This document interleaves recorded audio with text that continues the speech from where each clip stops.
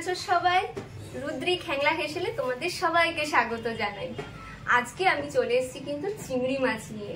তোমরা তো অনেক রকমেরই কেক খেয়েছো, কোনোদিন কি চিংড়ি মাছের কেক খেয়েছো? আজকে তোমাদের সাথে আমি সেটাই শেয়ার করে দেবো যে আমি কিভাবে চিংড়ি মাছের কেকটা বানাই। চলো দেখতে থাকো পুরো ভিডিওটা। চিংড়ি মাছের কেক এই রেসিপিটা করার জন্য আমি এখানে যে ছোট চিংড়িগুলো হয় সেগুলো ভালো করে ছাড়িয়ে নিয়ে ধুয়ে আমি রেখেছি। আর নিয়ে নিয়েছি দেখো 1 বাটি মতন নারকেল কোড়া, আর এখানে রয়েছে রসুন, কাঁচা লঙ্কা আর গোটা জিরে। প্রথমেই আমি মিক্সির বোল আমি নিয়ে নিয়েছি, এতে আমি দিয়ে দেবো চিংড়ি মাছগুলো। চিংড়ি মাছগুলোকে আমি বেটে নেব। চিংড়ি মাছগুলোকে আমি বেটে নিচ্ছি।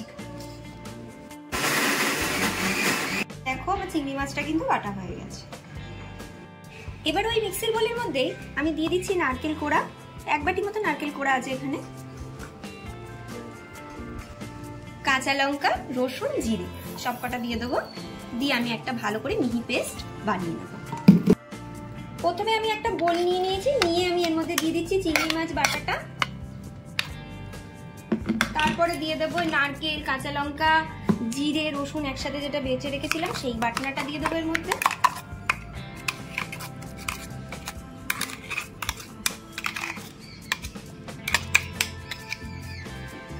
এবার এর মধ্যে দিয়ে দেব হলুদের গুঁড়ো, স্বাদ মতো নুন, স্বাদ মতো মিষ্টি, আর দিয়ে দেব সরষের তেল। দিয়ে সমস্ত উপকরণ দিয়ে ভালো করে আমি মেখে নেব। গ্যাসটা আমি অন করে নিচ্ছি। এবারে দেখো এখানে আমি নিয়েছি কলা পাতা, আর এই কলা পাতাগুলো আমি ভালো করে ধুয়ে নিয়েছি। আর এই যে সাইডের যে শক্ত জায়গাটা এটাকে আমি ভালো করে কেটে নিয়েছি। নিয়ে আমি গ্যাসের মধ্যে একটু সেঁকে নেব।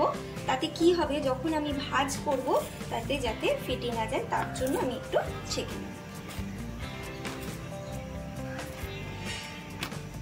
দেখো কলা পাতাগুলোকে আমি সেঁকে নিয়েছি। এবার একটু সর্ষের তেল আমি কলা পাতার মধ্যে আমি লাগিয়ে দিচ্ছি। দেখো এখানে আমি প্রথমে একটা কলা পাতা দিয়ে দিচ্ছি, এর উপর দিয়ে আমি আরো আরেকটা কলা পাতা দিয়ে দিচ্ছি।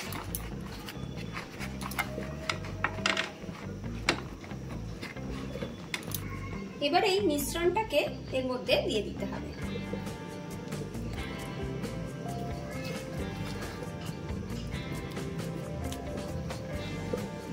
আমি ভালো করে ছড়িয়ে দিয়েছি। খুব বেশি পাতলা করে ছড়াবে না, একটু মোটা রেখে ছড়াবে। আর আমি এখানে গ্যাসের ফ্লেমটাকে একদম লো করে দিচ্ছি, এটা একদম লো ফ্লেমে হবে। দিয়ে আমি একটা চাপা দিয়ে দিচ্ছি। দেখো এক সাইড আমার হয়ে গেছে। এবার এর উপর দিয়ে আমি দিয়ে দিচ্ছি আরেকটা তেল মাখানো কলা পাতা, আরেকটাও দিয়ে দেবো।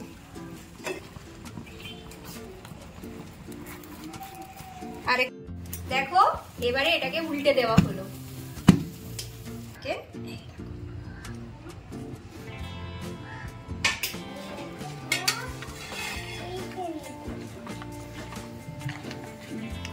এই দেখো এক সাইডটা কিন্তু আমার বেক হয়েছে।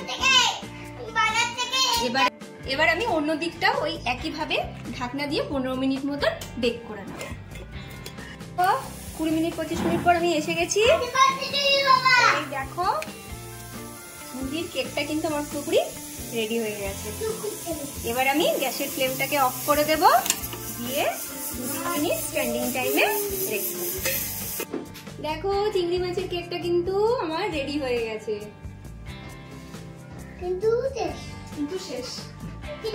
চিংড়ি মাছের কেকটা তোমার রেডি হয়ে গেছে। এবার চিংড়ি মাছের কেকটা আমি কেটে নেবো। আমার ছেলে খুব বায়না করছে যে ও নাকি কাটবে, দেখা যাক ও কাটতে পারে কিনা। চিংড়ি মাছের কেক কাটছে, হ্যাপি বার্থডে টু ইউ করে। এটা কি কেক ভাই? হ্যাঁ চিংড়ি মাছের কেক। ছাড়ছো এটা কেক। এই দেখো কত সুন্দর হয়েছে চিংড়ি মাছের কেকটা। খেয়ে বলো তো শোনা কেমন হয়েছে? বলো। সুপার হয়েছে। তোমরাও কিন্তু বাড়িতে এরকম ভাবে চিংড়ি মাছের কেক বানিয়ে খেয়ে দেখবে। আশা করি তোমাদের খুবই ভালো লাগবে খেতে। আর কমেন্টে অবশ্যই জানাবে যে আমার রেসিপিটা কেমন লেগেছে। লাইক করবে, শেয়ার করবে। আজকের জন্য এটুকুই রাখলাম, টাটা।